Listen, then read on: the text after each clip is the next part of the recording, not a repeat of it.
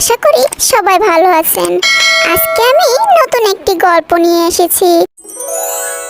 রসুলপুর গ্রাম থেকে একটু দূরেই এক বন ছিল।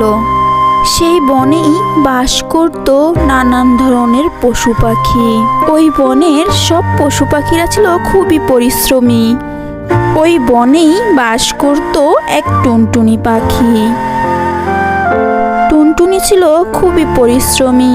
সারাদিন জমিতে কাজ করে সে নিজের জীবিকা নির্বাহন করত। অন্যদিকে ওই বনে ছিল এক অলস কাক।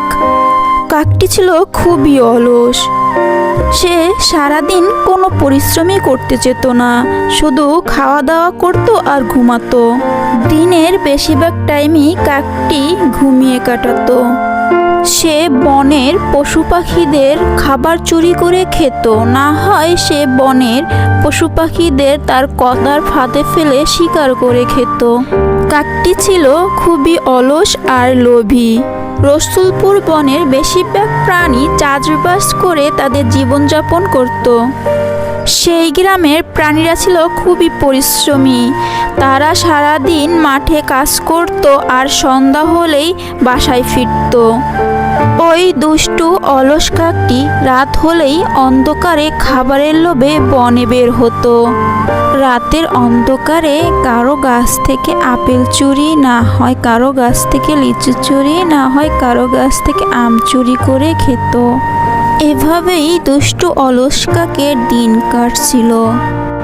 সে রাত হলেই চুরি করতে যেত আর দিন হলে ঘুমিয়ে কাটাতো। হঠাৎ দুষ্টু কাকের ঘুম ভেঙে যায়। তখন সে উঠে বিড়বিড় করে বলতে লাগলো, সন্ধ্যা তো হয়ে গেছে, এতক্ষণে সবাই বাসায় চলে গেছে, যাই আমি আমার খাবার খোঁজে বের হই।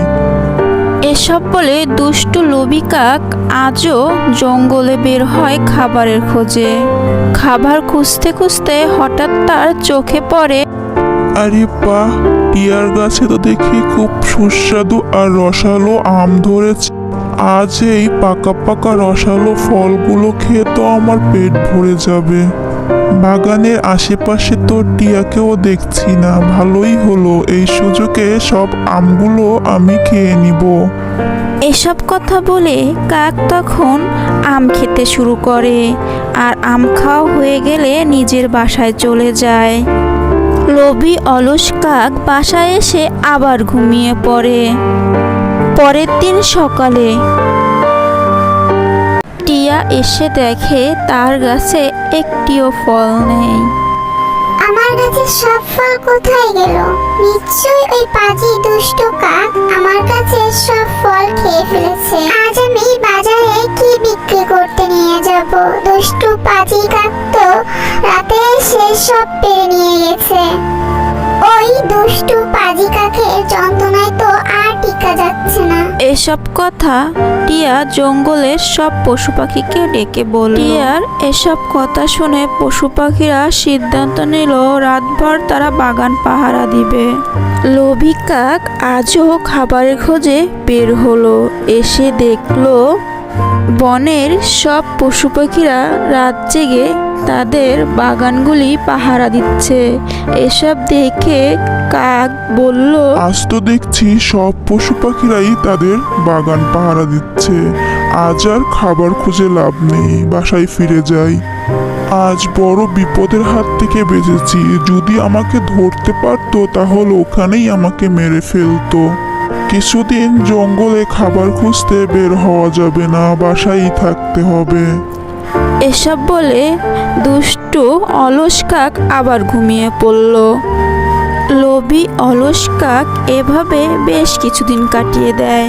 অনেক দিন তো হলো, চাই জঙ্গলের পরিবেশটা একটু দেখে আসি। এসব বলে কাক বেরিয়ে পড়ল। টুনির বাগানের ফলগুলো খুবই মিষ্টি আর সুস্বাদু, আমাকে খেতে দিয়েছিল। আমি খেয়ে তো মুগ্ধ হয়েছি। একবার যে ওই ফল খাবে তার জিভে ওই স্বাদ লেগে থাকবে। কি যে মজার ফল, বলার মতো না। শিয়াল যখন এসব কথা বলছিল কাক দূরে দাঁড়িয়ে সবই শুনছিল। এসব কথা শুনে কাকেরও টুনির বাগানের ফল খাওয়ার লোভ জাগে।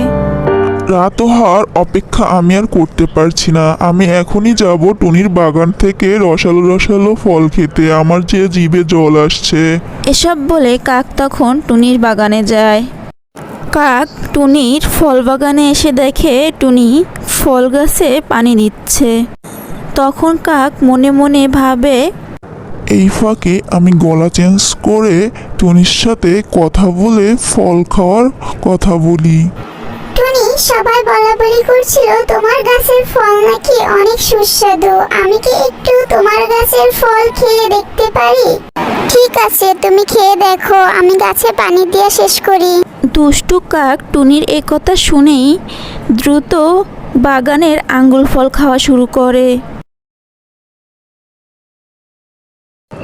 টুনির গাছের ফলগুলো আসলে সুস্বাদু, আর একটু খেয়ে নি।